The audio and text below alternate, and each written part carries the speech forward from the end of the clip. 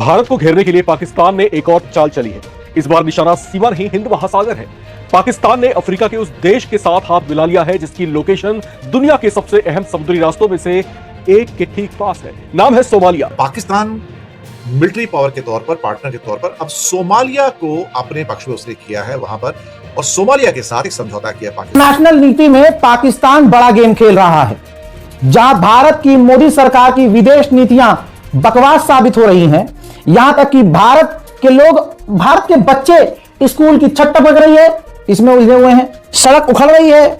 मोदी सरकार ने ढोल बजा बजा कर फॉर एग्जांपल 10 रुपए की सड़क बनवाई है और 50 रुपए उसके एडवर्टाइजमेंट में खर्च किए हैं। फिर वो सड़क भी पहली बरसात में धुआंधार बह गई है। हम इस चीज में उलझे हुए हैं। पाकिस्तान चाहे कितना गरीब, फटीचर, बेकार, बकवास, आतंकी है, लेकिन इंटरनेशनल, ये पिछले 3-4 साल में हुआ है, इंटरनेशनल प्लेटफॉर्म और फॉर्म में पाकिस्तान ने अपनी पकड़ मजबूत कर ली है। भाई साहब, चीन के साथ कैसा रिश्ता है पाकिस्तान का, मुझे बताने की जरूरत नहीं है। नेपाल के साथ पाकिस्तान का कैसा रिश्ता है, मुझे बताने की जरूरत नहीं है।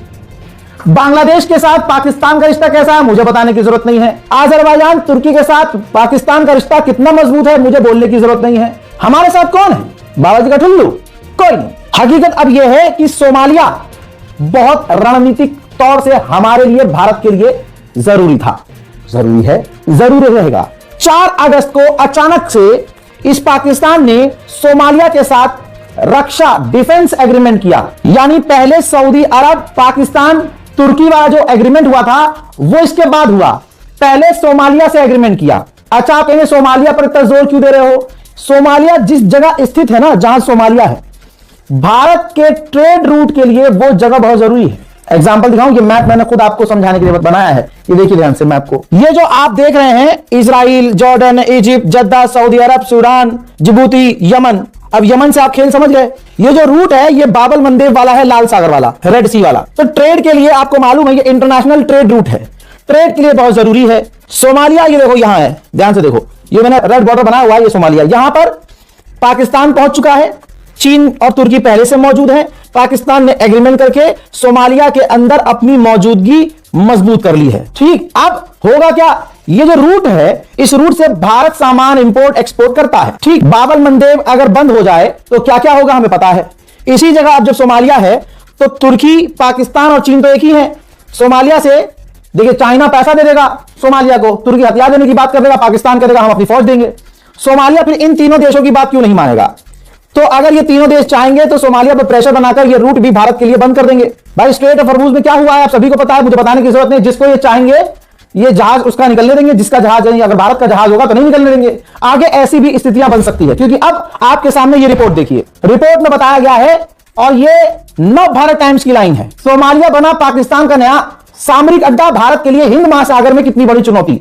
तो ये क्वेश्चन मार्क किया है, उसका जवाब मैं दे चुका हूं कि कितनी बड़ी चुनौती है, भारत के लिए बड़ी चुनौती है। अमेरिका सारा रोज भारत पर ट्रेड टैक्स लगा रहा है, ठीक है, लगा रहा है ना। पूजा करी थी, अर्चना करी थी, चूम रहे थे हिंदू समुदाय उसका मुंह बर्थडे पे, वो तमाम मंजर आप नहीं भूल सकते। आज भारत इंटरनेशनल लेवल पर अकेला है और मोदी चीखता चिल्लाता रहा कि भैया डोल बज रहा है हमारा, डोल बज रहा है हमारा ढोल। प्रधानमंत्री होने पर हमारा उनके लिए सम्मान करना जरूरी है, लेकिन जब प्रधानमंत्री पद पर होकर हमारा देश इंटरनेशनल फॉर्म में कमजोर हो रहा है तो बात तो भाई अब वतन परस्ती पर आती है। देश को लूटो, पीटो, घसीटो, मुसलमानों को मारो, ईसाइयों को दबाओ, ये तमाम चीजें आ रही हैं। लेकिन इंटरनेशनल प्लेटफॉर्म पर भी अब हम कमजोर साबित हो रहे हैं। ये आते हैं अपने लोगों से ऐलान करवा देते नहीं ये झूठी खबर है, ये हमारा इंटरनल मैटर है। जो इंटरनल मैटर नहीं होता है साबित होते हैं ये झूठे हैं। ये अपनी फौज से कहलवा देते हैं कि नहीं जी हमारी मिलिट्री पोस्ट किसी कोई भी कब्जे में नहीं है। हद हो गई है भाई। अगली रिपोर्ट देख लो भाई, इसी रिपोर्ट में सब चीजें हैं। चलिए मैं इसी रिपोर्ट के जरिए बताता हूं। भाई सोमालिया और पाकिस्तान ने रक्षा समझौता कर लिया। इस रक्षा समझौते से पाकिस्तान की सैन्य उपस्थिति हॉर्न ऑफ अफ्रीका में बढ़ सकती है। इन इलाके में चीनी नौसेना और तुर्की पहले से ही मौजूद हैं। ऐसे में पाकिस्तान इन देशों के साथ मिलकर भारत के लिए मुश्किल खड़ी कर सकता है, जिसका सीधा असर समुद्री व्यापार पर होगा। बताइए, ये मैंने आपको पहले ही एक्सप्लेन कर दिया। अखबार में तो बाद में लिखा है, मैं तो आपको पहले ही बता रहा हूं, और जो अखबार में नहीं लिखा मैं वो बता रहा हूं कि भारत के लिए ये मुसीबत आ सकती है। भारत को घेरने के लिए पाकिस्तान ने एक और चाल चली है। इस बार निशाना सीमा नहीं हिंद महासागर है। पाकिस्तान ने अफ्रीका के उस देश के साथ हाथ मिला लिया है जिसकी लोकेशन दुनिया के सबसे अहम समुद्री रास्तों में से एक के ठीक पास है। नाम है सोमालिया। 4 अगस्त को पाकिस्तान और सोमालिया के बीच रक्षा समझौता हुआ और इसके बाद सैन्य प्रशिक्षण, आतंकवाद विरोधी ऑपरेशन, सैन्य क्षमता निर्माण और रक्षा सहयोग का रास्ता खोल दिया गया। इतना ही नहीं, सोमालिया की नजर पाकिस्तान के JF-17 थंडर लड़ाकू विमानों पर भी है। यानी पाकिस्तान सिर्फ अफ्रीका में दोस्त नहीं बना रहा, हिंद महासागर के बेहद संवेदनशील इलाके में अपनी रणनीतिक पहुंच बनाने की कोशिश भी कर रहा है। अब जरा नक्शे पर नजर डालिए। सोमालिया हॉर्न ऑफ अफ्रीका में है, सामने अदन की खाड़ी, आगे लाल सागर और उसी समुद्री क्षेत्र से होकर एशिया, यूरोप और पश्चिम एशिया के बीच भारी मात्रा में व्यापार और ऊर्जा की आवाजाही होती है। इसलिए सवाल सिर्फ ये नहीं है कि पाकिस्तान और सोमालिया दोस्त क्यों बन रहे हैं। सबसे बड़ा सवाल है, क्या पाकिस्तान सोमालिया के जरिए भारत के पश्चिमी हिंद महासागर के सामने अपनी मौजूदगी बढ़ाने की तैयारी कर रहा है? और अगर आने वाले समय में यह रक्षा सहयोग सिर्फ ट्रेनिंग और हथियारों तक सीमित नहीं रहा, बल्कि पाकिस्तानी नौसेना की नियमित मौजूदगी, संयुक्त समुद्री अभ्यास या लॉजिस्टिक सपोर्ट तक पहुंच गई, तो हिंद महासागर में भारत के सामने एक नया रणनीतिक मोर्चा खुल सकता है। नवभारत टाइम्स की इस खास रिपोर्ट में समझिए पाकिस्तान की सोमालिया में एंट्री का असली मकसद क्या है, JF-17 की संभावित डील कितनी अहम है और भारत के लिए हिंद महासागर में यह नया समीकरण कितना बड़ा खतरा बन सकता है। अब सबसे पहले समझिए कि पाकिस्तान की नजर आखिर सोमालिया पर क्यों गई है। इसकी सबसे बड़ी वजह है सोमालिया की लोकेशन। हॉर्न ऑफ अफ्रीका में बैठा सोमालिया एक तरफ अदन की खाड़ी से जुड़ा है और दूसरी तरफ हिंद महासागर से, यानी लाल सागर, अरब सागर और हिंद महासागर से जुड़े महत्वपूर्ण समुद्री रास्तों के बीच में यह बेहद करीब है। दुनिया के लिए यह सिर्फ समुद्र का एक हिस्सा नहीं, बल्कि व्यापार और ऊर्जा की ऐसी लाइफलाइन है जिसकी सुरक्षा पर अमेरिका से लेकर चीन और भारत तक की नजर रहती है। ऐसे इलाके में पाकिस्तान का सैन्य सहयोग बढ़ाना इसलिए महत्वपूर्ण है क्योंकि इससे उसे अफ्रीका के पूर्वी तट पर एक नया रणनीतिक संपर्क मिल सकता है। लेकिन यहां पर एक बात बिल्कुल साफ समझ लीजिए, अभी सोमालिया को पाकिस्तान का सैन्य अड्डा कहना जल्दबाजी होगी। फिलहाल दोनों देशों के बीच रक्षा समझौते, सैन्य प्रशिक्षण, आतंकवाद विरोधी सहयोग, अनुभव साझा करने और क्षमता निर्माण की बात सामने आई है। लेकिन रणनीतिक खेल यहीं से शुरू होता है, क्योंकि सैन्य प्रभाव अक्सर सीधे बेस बनाने से नहीं, बल्कि पहले प्रशिक्षण, हथियार, सलाह और संयुक्त अभ्यास के रास्ते बनाए जाते हैं।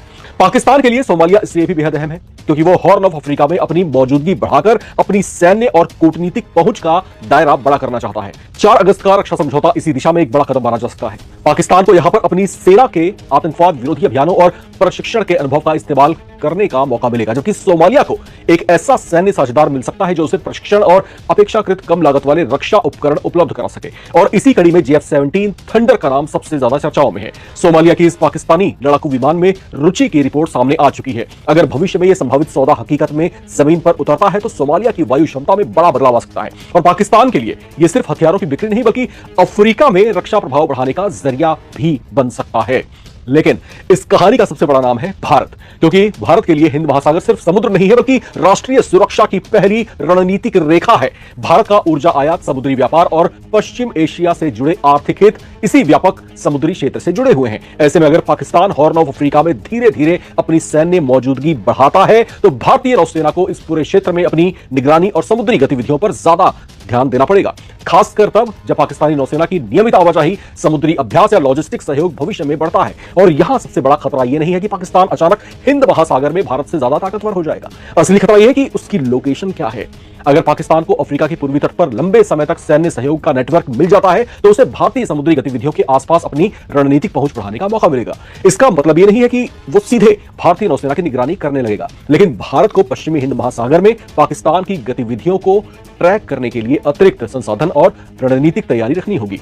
और ध्यान दीजिए, पाकिस्तान की ये चाल अकेली नहीं है। सोमालिया के साथ रक्षा समझौते के ठीक बाद पाकिस्तान ने सऊदी अरब और तुर्की के साथ मक्का संयुक्त रक्षा समझौता भी किया है। यानी एक तरफ पश्चिम एशिया में पाकिस्तान अपनी सैन्य साझेदारी मजबूत कर रहा है, वहीं दूसरी तरफ हॉर्न ऑफ अफ्रीका में अपनी रणनीतिक पहुंच बनाने की कोशिश भी कर रहा है। अगर ये दोनों नेटवर्क आने वाले समय में किसी स्तर पर एक दूसरे से जुड़ते हैं तो पाकिस्तान की रणनीतिक पहुंच सिर्फ दक्षिण एशिया तक सीमित नहीं रहेगी। हालांकि भारत के पास भी जवाब है।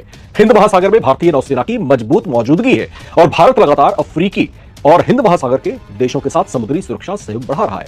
भारत के लिए अभी यही वक्त है कि पाकिस्तान की सोमालिया में जो बढ़ती मौजूदगी है उस पर नजर रखी जाए और पश्चिमी हिंद महासागर में अपनी समुद्री बढ़त को और मजबूत किया जाए, क्योंकि अगर पाकिस्तान ने सोमालिया के रास्ते हिंद महासागर में अपना रणनीतिक नेटवर्क खड़ा कर लिया तो भारत के सामने चुनौती सिर्फ जमीन पर नहीं, समुद्र के मोर्चे पर भी और ज्यादा जटिल हो सकती है। एर्डोगान जो कि टर्की के प्रेसिडेंट हैं, बड़े अग्रेसिव हो रहे हैं और खास तौर से पाकिस्तान और सऊदी के साथ जो पैक्ट है उसको लेके बड़े उत्साहित हैं, इस टाइम एनकरेज भी हैं और कहते हैं कि किसी भी कंट्री पर अटैक हुआ तो तीनों मिलकर उसके खिलाफ आक्रमण करेंगे।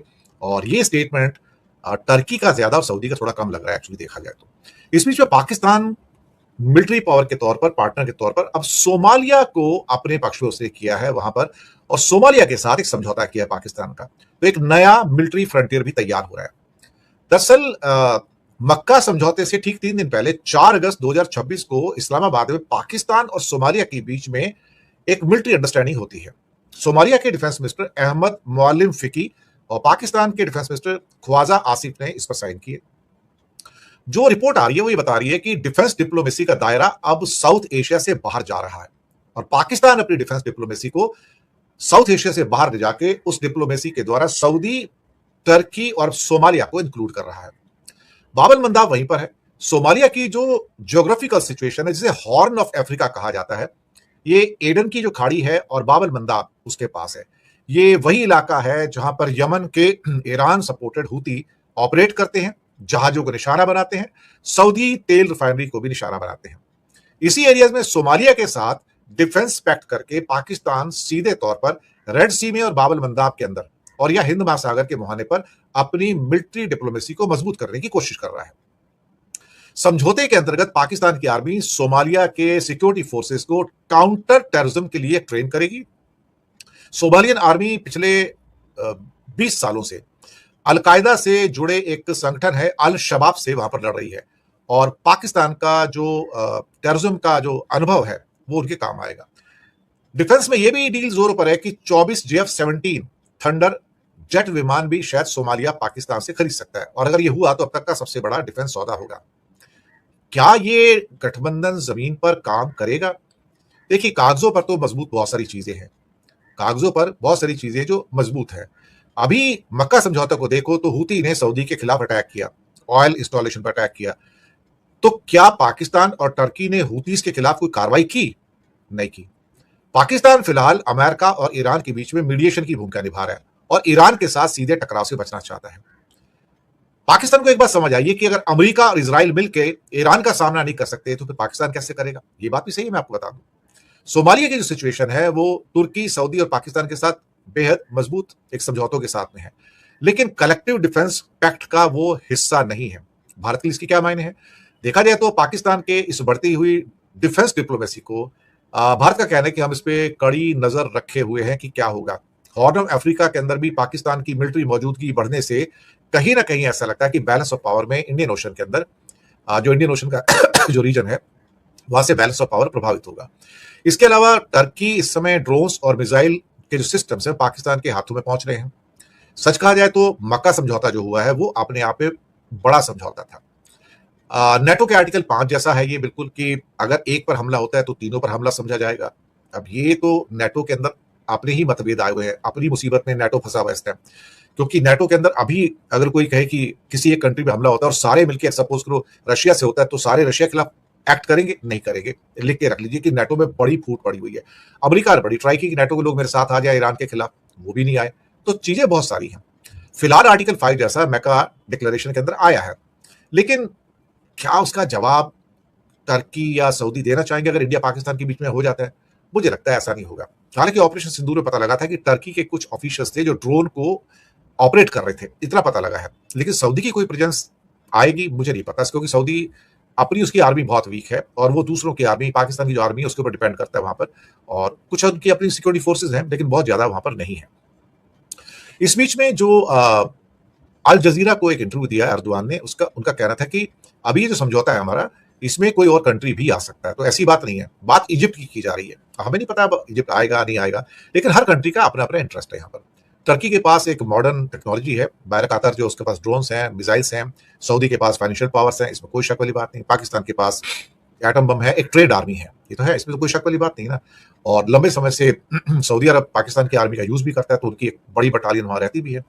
लेकिन कहीं ना कहीं ये जो इस किस्म की जो डिक्लेरेशन आई है, ये डिक्लेरेशन साउथ एशिया के अंदर एक हलचल तो मचाई रही है ना आखिरकार, और ये हलचल जो है वो कुछ इस किस्म की है कि जहां पर मिडिल ईस्ट के अंदर जियोपॉलिटिकल सेंस में बहुत तेजी से कई बदलाव हो रहे हैं।